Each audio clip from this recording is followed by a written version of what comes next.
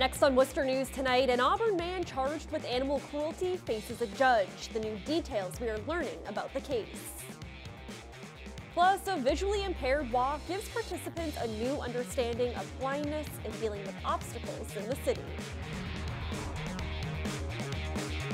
Good evening and thanks for joining us. I'm Olivia Lemon. We begin tonight with an Auburn man facing a judge in an animal cruelty case. We first told you about Eric Hannon last night. Investigators found his dog dead in the basement, but it's unclear how long the animal was left there. Our Chandler Walsh was in court today and joins us now with the disturbing new details. Chandler? Olivia, Auburn police say Eric Hannon abandoned his house and dog. 6 months later, the Board of Health went to check on the home, and an open door led police to the dog's body. Eric Hannon appears in Worcester District Court facing an animal cruelty charge. The body of the Auburn man's dog, Athena, was found tied to a pole in his basement in August. Detective Sergeant Scott Mills says Hannon told police he left to visit his girlfriend for a weekend in February, and when he got back, he says his basement was flooded with several feet of water and Athena was dead. He told me that he was concerned that the dog had either been electrocuted or drowned. He wasn't sure, but he was afraid to investigate any further. Police say only a small bowl of food was found in the basement. The allegation is that he starved the dog to death. Sergeant Mills says when investigators found Athena, there was nothing left but bones and fur.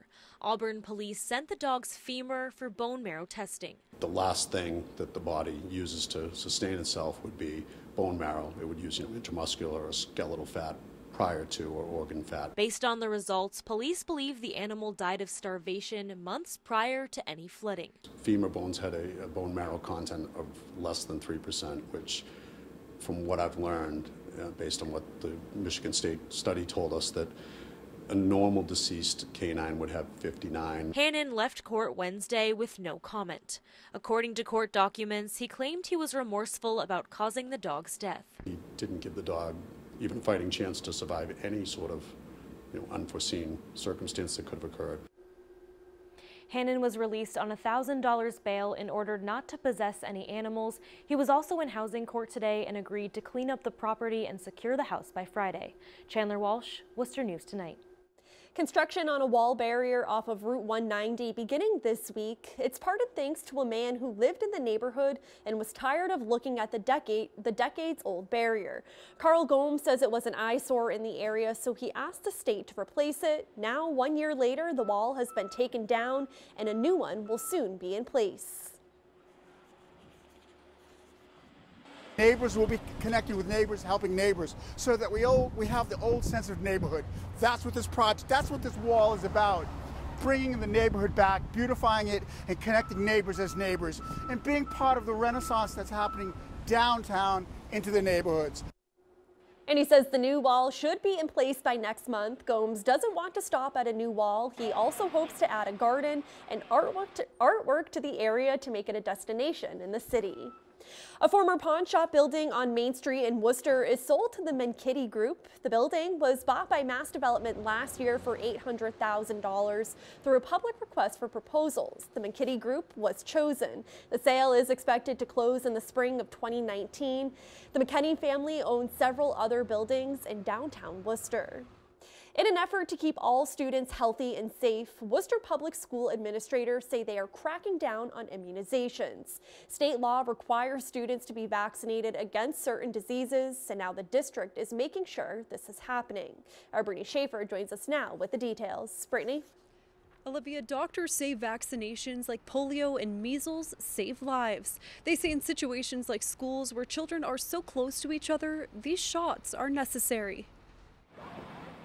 Students who don't have certain vaccinations will soon not be allowed inside Worcester Public Schools. We ask that students are vaccinated in accordance with state law so that we protect the health and safety of our students and school communities. According to the district, more than 2,100 students have not received the required immunizations such as polio, measles, tetanus, and hepatitis B.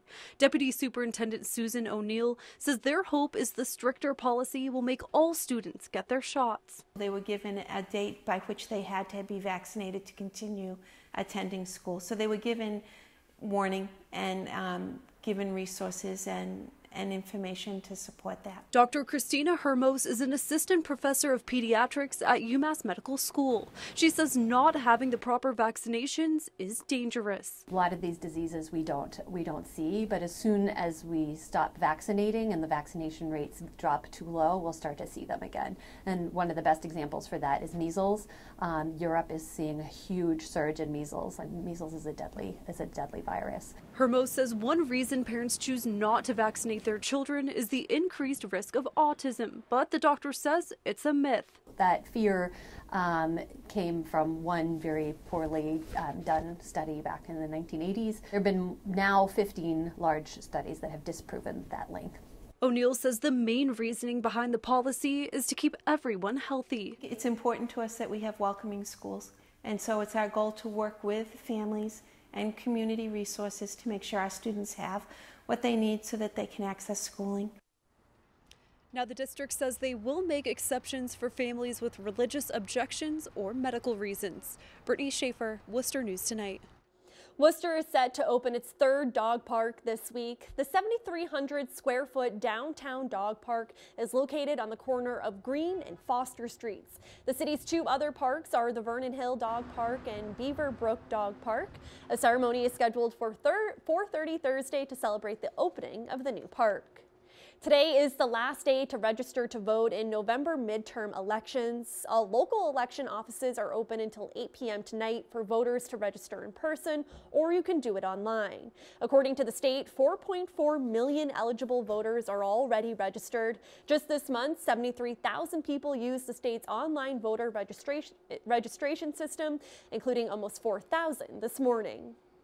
Raising awareness about visual impairment and blindness. Students from the Massachusetts College of Pharmacy and Health Science led a guided tour around Worcester with the visually impaired and blindfolded participants. As our Gretchen LaRosa explains, the goal is to figure out how to make Worcester more accessible.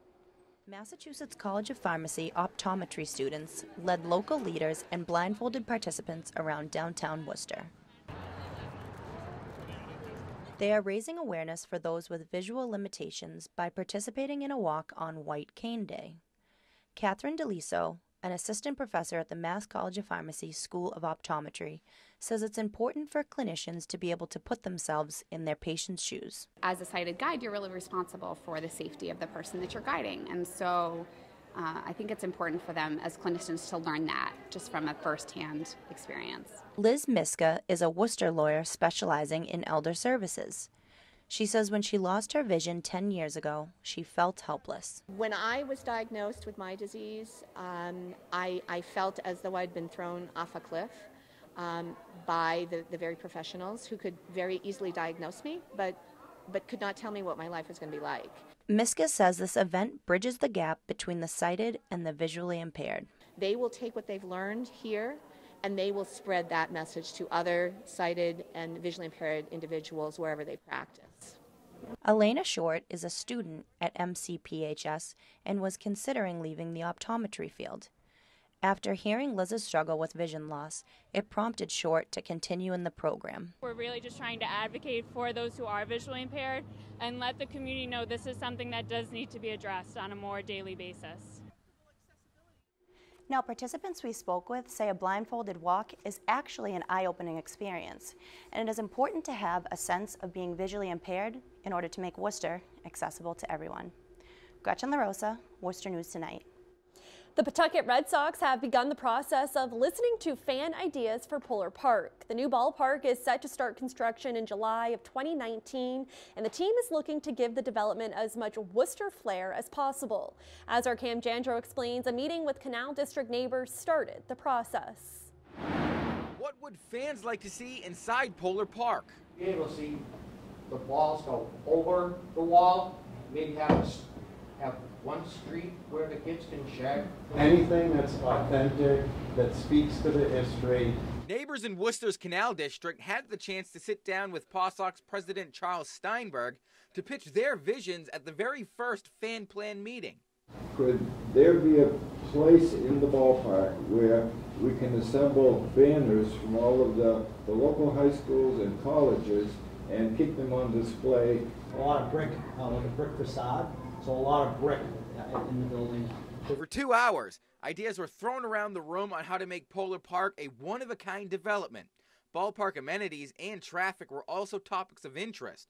Steinberg, who had a hand in designing Major League Ballparks, Camden Yards, and Petco Park, says he took a lot from people's input. As a big new neighbor, we're respecting, understanding, and resonating with an already proud and vibrant neighborhood.